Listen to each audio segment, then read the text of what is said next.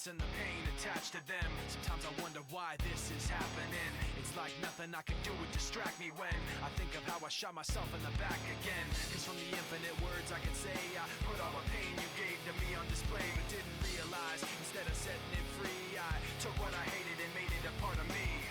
Never goes away. Never goes away. And now you become a part of me. You'll always be right here. You become a part of me. You'll always be my fear. I can't separate myself from what I've done. Giving up a part of me. I've let myself become you. Hearing your name, the memories come back again.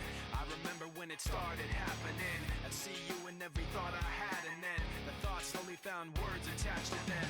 And I knew as they escaped away, I was committing myself to them. And every day I regret saying those things,